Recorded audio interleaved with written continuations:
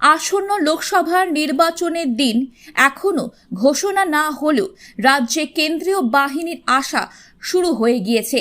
কেন্দ্রীয় বাহিনীর 3 company Asansol Durgapur police commissionerate অন্তর্গত এলাকায় পদার্পণ করে। মূলত নির্বাচন অবাধ ও শান্তিপূর্ণ করতে রাজ্যে কেন্দ্রীয় বাহিনীর আসা। এদিন কুলটি থানার অন্তর্গত এলাকায় এক কোম্পানি কেন্দ্রীয় বাহিনী এসে পৌঁছায় ও এলাকায় টহল দিতে শুরু করে। কুলটি থানার অন্তর্গত শিয়ালডাঙ্গা, খিলানধাওড়া, লালবাজার সহ কুলটি থানার বিভিন্ন এলাকা রুট মার্চ করে। উপস্থিত ছিলেন কুলটি থানা ভারপ্রাপ্ত আধিকারিক, এসিপি কুলটি সহ এক কোম্পানি কেন্দ্র বাহিনী। পাশাপাশি স্থানীয় লোকেদের সাথে কথা বলে। নির্বাচন প্রক্রিয়াকে ঘিরে জনসাধারণের মধ্যে অভয় প্রদান করে। এর ফলে স্থানীয় লোকেরা খুশি ব্যক্ত করে। জানা গেছে, আগামী দিনে প্রয়োজন ভিত্তিক আরও কেন্দ্রীয় বাহিনী এসে পৌঁছাবে এলাকায়। জনগর্জনের আগে সালানপুরে মন্ত্রী মনোজ তিওয়ারি সভা। আগামী 10ই মার্চ কলকাতা জনগর্জন সভাকে ঘিরে প্রস্তুতির সভার হয়ে গেল সালানপুরে। যে সভায় বিশেষভাবে উপস্থিত ছিলেন রাজ্যের ক্রীড়া দপ্তরের প্রতিমন্ত্রী মনোজ তিওয়ারি, ছিলেন বারাবণী বিধায়ক তথা মেয়র বিধান উপাধ্যায় সহ ব্লকের তৃণমূল নেতৃত্ব।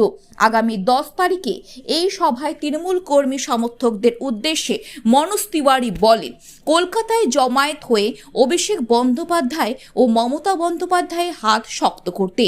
এর পাশাপাশি তুমি খেলা জগৎ ছেড়ে রাজনীতিতে কেন এলেন সেই দিকটিও তুলে ধরেন এই দিনে সভাতে আগত মানুষদের কাছে। এদিন মন্ত্রী বলেন, রাজ্যের মুখ্যমন্ত্রী সমস্ত রকম ভেদাভেদ ভুলে রাজ্যের মানুষের সামগ্রিক উন্নয়নে ব্রতী হয়েছেন। বিভিন্ন রকমের সুযোগ সুবিধা থেকে শুরু করে মহিলাদের উন্নয়নে বিশেষ গুরুত্ব দিয়েছেন। অন্যদিকে কেন্দ্র সরকারের জনবিরোধী নীতি, গ্যাসের আকাশ ছোঁয়া দাম সহ তীব্র প্রতিবাদ জানান মন্ত্রী। তাছাড়া এদিন বিধায়ক তথা মেয়র বিধান উপাধ্যায় বলেন, কেন্দ্রের মোদী দেশের মানুষের শোষণ করে চলেছে, আর তারই বিরুদ্ধে আওয়াজ তুলেছে রাজ্যের মুখ্যমন্ত্রী মমতা বন্দ্যোপাধ্যায়। নিজের হকের টাকা আদায় করতে জনগর্জন সভার ডাক দিয়েছে সর্বভারতীয় তৃণমূল কংগ্রেসের সাধারণ সম্পাদক অভিষেক বন্দ্যোপাধ্যায়। দেখো, আমি কেউ হই না রিয়াকশন দেওয়ার জন্যে। আমাদের দলের উচ্চ নেতৃত্বকে স্পষ্ট করে বলা আছে, যারা দলের স্পোক্সপারসন আছে তারাই মন্তব্য রাখবে। তাই জন্যে এই বিষয়তে আমি আর কিছু বলতে চাই না। শাহজাহানকে আজকে বিকেল বেলার মধ্যে সিবিআই এর হাতে হ্যান্ডওভার করে দেওয়ার হাইকোর্ট অর্ডার হয়েছে। আবার সেম প্রশ্ন, মানে আমাকে উচ্চ নেতৃত্ব বলেনি, স্পষ্ট করে বলেছে কি যারা দলের স্পোক্সপারসন আছে তারাই এই বিষয়গুলোতে কথা বলবে। তাই জন্য আমি কোনো মন্তব্য করতে চাই না। পশ্চিম বর্ধমান জেলায় স্পোর্টস মিনিস্টার হিসেবে প্রথম আসা, হ্যাঁ, কিছু আলাদা করে দিয়ে যাওয়ার কথা ভাবা হচ্ছে?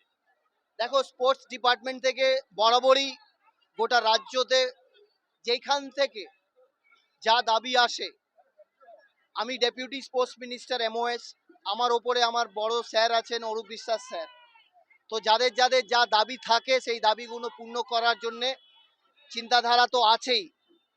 অবশ্যই আগামী দিনে গোটা রাজ্যকে আমি আর অরূপ স্যারের সহযোগিতায় স্পোর্টস একটা রাজ্য তৈরি করতে চাই। মানে আগে এত কাজ হয়েছে আমাদের রাজ্য স্পোর্টস ডিপার্টমেন্ট থেকে, আগামী দিনে আরও ভালো করতে চাই বিভিন্ন স্পোর্টস ডিসিপ্লিনে। কেন, ভালো করার কোনো শেষ নেই আর ভালো চাওয়ার কোনো শেষ নেই। এই যে রাজ্যের যুবক যুবতীদের জন্য আপনি কি বলবেন ক্রীড়া দিক থেকে, খেলাধুলা দিক থেকে? মানে দেখো, আমি শুধু নিজের উদাহরণ দিতে পারি, কেন আমার যে জীবনের অভিজ্ঞতা হয়েছে সেই অভিজ্ঞতাই আমি শেয়ার করতে পারি। কেন, আজকের দিনে টিভির পর্দায় অনেক বড় বড় প্লেয়াররা আছে, আমার আগেও অনেক বড় বড় প্লেয়াররা খেলেছে আর আগামী দিনেও খেলবে। সে সুনীল গাভাস্কর থেকে শুরু করে, সচিন টেন্ডুলকার থেকে শুরু করে, বিরাট কোহলি থেকে শুরু করে, রোহিত শর্মা থেকে বিভিন্ন খেলোয়াড়রা আছে, তারা সকলেই তাদেরকেই দিয়েকে টিভিতে এগিয়ে যায় ইন্টারভিউ দেখে। কিন্তু আমি নিজের অভিজ্ঞতাই শুধু শেয়ার করতে চাই। আমি শুধু একটাই কথা বলবো, যদি অনেস্ট ডিসিপ্লিন থাকে, অনেস্ট হার্ডওয়ার্ক থাকে আর ট্রেনিং যদি সঠিক হয়, তাহলে আর কাউকে দেখার দরকারই নেই। কেন আমি যেই জায়গা থেকে ভারতের হয়ে খেলতে পেরেছি, ১৭ রান করতে পেরেছি, ম্যান অফ দ্য ম্যাচ হতে পেরেছি, তাহলে আমি মনে করি যে কোনো সাধারণ ছেলেও আজকে যারা গলিতেও খেলছে বা পাড়াও খেলছে, তারা যদি বিশ্বাস করতে পারে তাদের নিজের ওপরে, তারাও কিন্তু পৌঁছতে পারে। এবার ইলেকশন কমিশন ইডি কে জুড়ে দিয়েছে, প্রত্যেক ব্লকে তারা কাজ করবে। রিঅ্যাকশন আবার সেম, এটা আমি স্পোক্স পারসন নয়, এটা আমি কিছু বলতে পারবো না। ধন্যবাদ। শিল্পাঞ্চলের খেলোয়াড় প্রতি কি বার্তা থাকবে আপনার? শিল্পাঞ্চলের নতুন প্রজন্মের কাছে কি বার্তা থাকবে খেলোয়াড়? এই একটু আগেই বললাম তো, সবাই নিজের নিজের আত্মবিশ্বাসের উপরে ভরসা বেশি করে করো। কেন আমরা যখনই খেলা শুরু করি আমাদের বাড়ি থেকেই যদি ৫ জন সদস্য থাকি, তার মধ্যে ২ জন বলবে কি করবি খেলে, তো ধারা হবে না।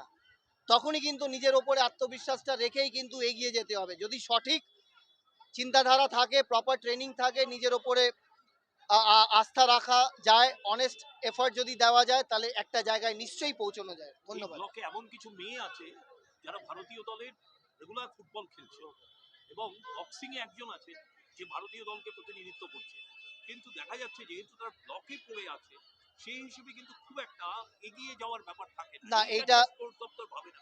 না না, নিশ্চয়ই ভাবে। আর এরকম বলাটা ঠিক নয় কি স্পোর্টস দপ্তর ভাবে না। আপনার মাধ্যমে এই প্রশ্নটা আমি প্রথমবার শুনছি। আমি আপনার মাধ্যমেই আবেদন করব তাদেরকে, তাদের যদি কোনো রকমের সহযোগিতা যদি লাগে, আমি বলবো আপনি নিশ্চয়ই আমাদের একদম একদম বিধান উপাধ্যায় দাদার কাছে নিয়ে আসুন। একটা সিস্টেমের মধ্যে আনতে হবে, সেই সিস্টেম হচ্ছে বিধান উপাধ্যায়ের কাছে আনুন। ওনারা এমনি করে অনেক কিছু, অনেক কিছু। আরও যদি কিছু করতে হয় তাহলে নিশ্চয়ই উনি জানাবেন আমাদেরকে, আমরা নিশ্চয়ই হেল্প করব। ধন্যবাদ।